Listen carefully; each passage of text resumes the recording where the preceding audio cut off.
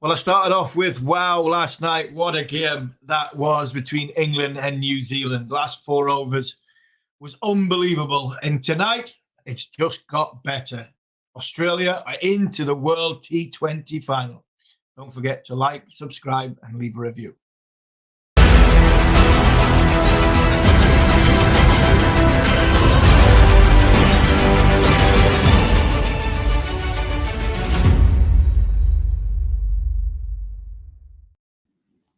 Well, John Norman, you've been covering the game for TalkSport. I missed the first 2 overs while playing golf this morning. But when I was walking around, I think it was the 17th hole, I seen Australia had won the toss and they fielded first. Wasn't sure if that was going to be a big thing, the toss, a huge thing in the match that came down to winning the match. But Pakistan, for me, with 4 overs to go, Australia needing 62 runs, 115 for 5 after 16 overs. I thought it was game, set, match. But as of last night, don't write anything off in this game, batting second. And the Aussies got over the line with some unbelievable hitting. Sparrow thought of Hassan Ali because he dropped a catch, which gave Wade the chance to hit the 3 sixes. But what's your emotion been like doing the game for TalkSport? Well, I tell you what, it's proof that lightning does strike twice, doesn't it? And I think we just have to completely reassess where or how we write off teams when they're on the chase, because we've seen 2 nights running. Chasing essentially 15 and over for the last 5 overs is completely within the scope of most teams. And also, what I've really taken from this last 2 nights is in Daryl Mitchell, Jimmy Neesham, Marcus Stoinis and Matthew Wade, bearing in mind, David Warner obviously got Australia off to a good start, Mitchell Marsh, 2 household names. But essentially, nobody was talking about these guys. And, once again, it's kind of like middle to lower order batsmen have come to the party for their teams. Just when it seemed like all hope was lost. So I thought it was a terrific game. We've just been chatting on the Following On podcast. I, like you, hope that the toss doesn't decide the game on Sunday. Yeah. I don't think the toss decided the game between England and New Zealand. And I don't really think the toss decided this game either, although I do feel if Australia had lost the toss, their task would have been much, much more difficult. Yeah. But that was a terrific game. I thought for Pakistan, there was 5 standout performances, but they will look at a couple of others that just maybe buckled because of the pressure. And Australia, well, they got out of jail a little bit, but fair play to Matthew Wade in particular, because he is not a middle order batsman. He is an opening batsman. He has been asked to do a job that is not his strength. And he nailed it. He absolutely nailed it. Yes, he got a bit lucky, but he made the luck count. So let's head over to the questions, actually, because we've had some in already. And there's a lot of very, very happy Indian cricket fans. Arslan Ahmed says, evening, Steve. I think today Pakistan bowled well, but a touch sloppy. I think pressure did get to them.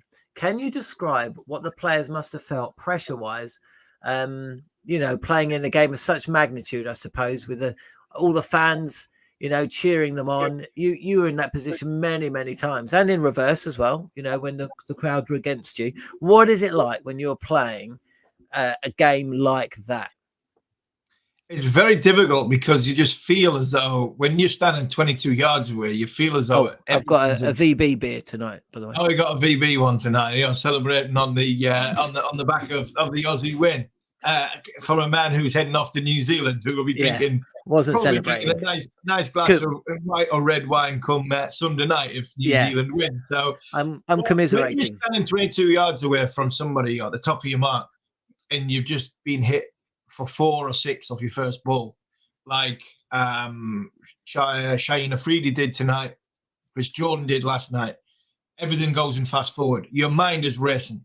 Your heart's pumping out your chest. Your mind's racing, and you need good people around you. You need good people around you to give you sound advice first and foremost.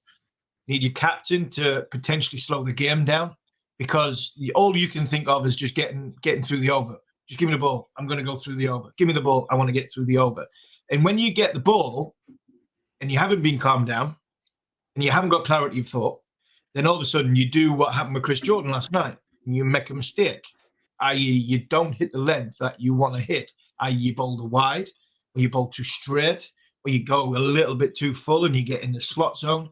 And for somebody like Afridi tonight, he very, very similar. He was unlucky with the drop catch, but he bowled 2 overs, exactly like Chris Jordan. First 2 overs, Afridi and Jordan both went for 10. And then they've both gone round the park later on because of possibly just not being able to understand and have the hold their nerve under the pressure. And you hear it so many times. And I keep saying to young kids, I said to kids, I said it to when I was managing a football team as well. If you can, do the simple thing well under pressure for long enough, you'll win, because somebody's got a crack, and the person that cracks is the one that doesn't do the simple thing well. And unfortunately, the simple thing from an Afridi and a Jordan point of view was to bang the area that you've been banging for 14, 16, 18 balls before. But because there's pressure on you, if you don't get it quite right, and the pressure comes and you'll crack. And unfortunately, the simple thing, or the go back to the sort of feel safe mode or reset mode, which is either a wide Yorker or a bouncer if you're somebody like me, because I'm tall, then all of a sudden you run the risk of the next ball going for a boundary, and then you are trying to play catch up. You are trying to get out of the over with 4 singles, potentially going at 12 or 16 off and over. But unfortunately, like Afridi tonight and Jordan last night, it didn't happen. The over went like that. The over would have felt to both of them, it'll have been gone in 30 seconds. But actually, it was about 2.5 minutes. But to them, the bowler, when you're in the moment, the over just goes like that. It'll be like it was in fast forward mode. And unfortunately, if you make a mistake, you get punished. And the confidence the batsman gets, the bowler sort of exactly the same in the opposite direction. From a confidence point of view, it is a very, very difficult state to be in. I was fortunate. I didn't bowl many death overs, i.e. overs number 17, 19 or 16, 18. I tended to come on even in a 50-over game, 3 overs before the end from one end. I'll have bowled my 10 allotted overs, because a lot of teams will use their taller bowlers, or strike bowlers, to try and get a wicket before that last 4-over burst. And that's where I was used a lot in my time during one-day cricket, whether I was playing for Durham or I was playing for England. We've had quite a few questions in about Sunday's game, and quite a few of them are suggesting it's a win the toss, win the game. I mean, essentially win. Australia, if they win the toss on Sunday and win the game, they would have won every single game that they essentially chased, and lost the only game that they had to bat first. It won't be a good look if that is the case. But I know, speaking to you on the Following On podcast, you've got a fear that is exactly what's going to happen, whether it's Australia or New Zealand who win it. Yeah, I feel as though both. I just think that New Zealand's bowling unit, if they win the toss and they bowl first and they put Australia under pressure, I think Australia need the way the Australian side is. Bear in mind, nobody fancied Australia going into this tournament. And it's just the typical Australia, don't write them off. Their will to win, their belief to get over the line has got them in the position to get them over the line. There's not really been too many standout performances in this tournament. Warner's had a couple of, he had an 80 and a couple of 40s. Marshall's had a little bit of a go. Smith's not done much. I just don't see what Maxwell gives to it. I struggle with Maxwell. I really do. And I know he might get a 50 off 10 balls in the final, knowing Maxwell, he can hit the ball out the box. He is the big show and he goes for lots of money, but I don't see it, especially against high-end opposition. You might smack a few for the franchise stuff, but we're talking about the big one of the best bowling units in the world in 2020 cricket, which I'm sure he'll do well on Sunday. Again, we had to pull him out of trouble. So for me, they've worked hard, really hard, to get into the final, Australia. And I just feel as though Australia need to win the toss to give them the best chance of winning the match, because I think they need to know how many runs they're chasing to give them a chance to win. And it's no coincidence that the one time where they did have to go out and set a target, not as much confidence in their batting unit as opposed to their bowling unit. And I think that will be the end game if New Zealand win the toss and field first on Sunday. Life is Beautiful says, congrats, Australia. And Devendra says, if toss and dew play such a role, why not play during the day? Is it because of broadcasting? Well, yeah, I mean, it very much is, isn't it? But it's also a UAE thing, I suppose, and also in the subcontinent thing, well, parts of the subcontinent.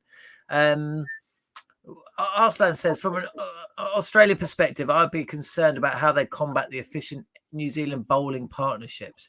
You know, do they play aggressively? Well, we saw today they lost Aaron Finch in the first over, could have lost Mitchell Marsh. It was all going off. And what happened? Warner just it's an ego thing, isn't it? It's about getting on top of the bowler. And I say that in a good way, by the way. And it was the same with Marsh. They're out there to score runs quickly. And they've got to capitalize on the power play. If they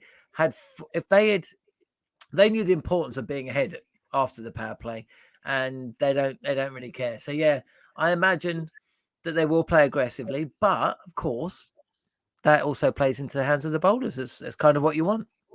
Yeah, it does, and I think it comes back to again the toss. Like the last question, matchups, confidence. That I see the New Zealand unit more confident than the Australian unit at this minute in time, especially if the toss doesn't go in their favour. If New Zealand lose the toss, I don't think it'll be as harming as what if Australia lose the toss, because of, I think, like I've mentioned in the question before, the roadmap that Australia need to go, which is to know how many they need to get. I think Warner's better when he's like that.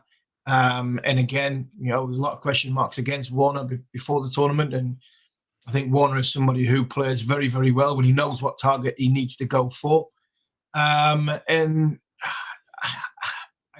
I'm really looking forward to this final on Sunday, because I'm trying to work out who I think is favourites. You look on paper, you look at the Australian side, I think it's well balanced. But then I look at the New Zealand side, and I just look at the New Zealand side and think their bowling unit is a phenomenal bowling unit. Conway's obviously kicked himself between the legs because he's going to miss a World T20 final because he punched his own bat as he got out after making a fantastic innings to get his team back in the game. He's out of the tournament because he large parts got himself back into the semi-final, which would be a huge blow for New Zealand. I actually think New Zealand are favourites because largely down to that bowling attack. Yeah, it's really interesting, isn't it? I mean, if it comes down to reputation, then Australia are going to do it. With their much vaunted pace attack. I mean, Adam Zampa has played particularly well. But yeah, New Zealand, they love to upset the odds. At the very start of the tournament, I mentioned Martin Guptill. Can you remember? Yeah. And I still feel, one Guptill innings and he can basically retire. And the Guptill innings wouldn't be, it wouldn't be out of the equation when you look at the bowling unit that Australia have got. I think if you bowl spin to Martin Guptill, then he might just chip it up in the air, because I think Martin Guptill is better with pace on ball. Yeah. And I think this team, this actual Aussie team, has pace on ball in power plays. They're not a pace off ball power play side like England have used Adil Rashid, and they've used Liam Livingstone, they've used Mo and Ali. The New Zealand side have used Santner, to be fair, inside the power play. The Aussies, they tend to go with their quick bowlers. The new ball bowlers are Mitchell Stark, Josh Hazelwood, and Pat Cummins. And he mixes it, doesn't he? He gives them an over each, essentially. Yeah, he goes round and round with the seamers, and then potentially brings Zampa in or Maxwell in for the sixth over. Now, if Guptill's still in the sixth over, I don't think coming into the sixth over, I'm not sure Aaron Finch is going to chuck the ball till he spin it, because it means Guptill has been there for a good time and he's been there for a happy time. That's the way Martin Guptill plays. So he'll be huge for them. Williamson, huge for them. And it's whether Nisham can do it again in that middle order, because like I've said yesterday, the thing I like about this New Zealand side is they take responsibility individually about their ownership of units that they have, which is the batting unit and the bowling unit. They're probably one batsman short. This is the argument we had with England, that Moeen Ali at 7. There's not even close to a comparison. In the first game of the tournament, one of the first games of the tournament, Moeen Ali's at 7 for England, and Mitch Santner still at number 7 for New Zealand. And New Zealand are in the final with Mitch Santner batting at 7 all tournament, and Moeen Ali would have been batting 7. Sam Billings would have been batting 7, or even Matty Wade in this game just tonight batting 7, which tells you that the batters get the runs and the bowlers take the wickets for New Zealand.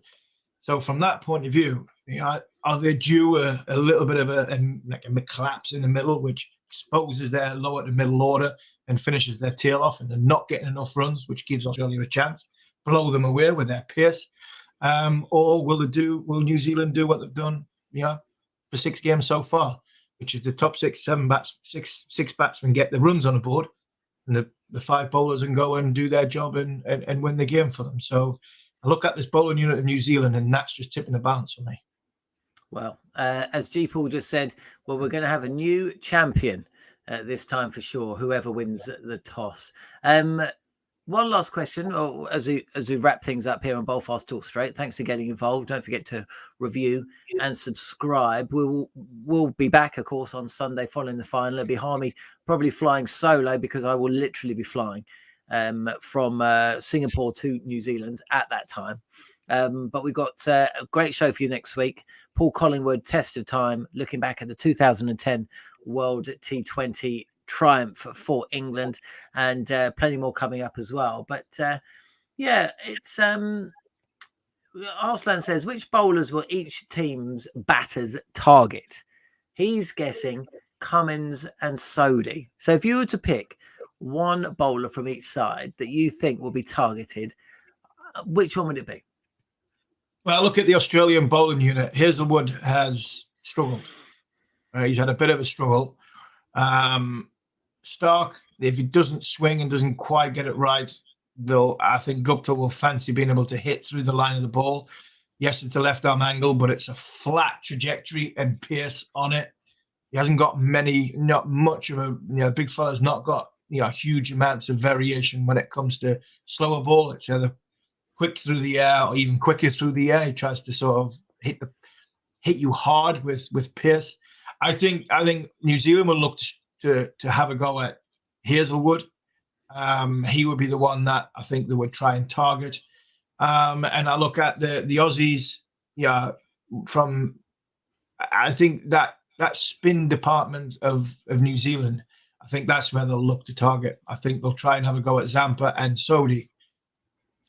Because the other 3 are, Nisham. I think Nisham's bowled, reasonably well in this tournament. I think Bolt is one of the best left arm options in world cricket, and I still put Shaheen Afridi involved in that. Southey, if he gets the ball moving like he did against England, he could cause trouble for David Warner, because we've seen in the past, English fans know only too well that if you can get the ball to move from outside or stump off the straight, David Warner's got a very good chance of nicking it. And now that's something that I think Warner might be a little bit more cautious and careful in the early part of the power play until the ball stops moving, so he can really cash in. So I think Australia might just target, because of their power in the middle, target the spin department of New Zealand. And I think there's 2 seamers there in Stark and Hazelwood from a New Zealand point of view that they'll look at today's game and think they've not got a great deal of confidence. They're not really fully in tune of where this ball's going. And that's how we're going to have to make them pay early. And that, in the power play, could be the difference between winning and losing the game. Brilliant stuff. Well, look, we shall find out on Sunday, I suppose. Gets underway at 2 p.m. UK.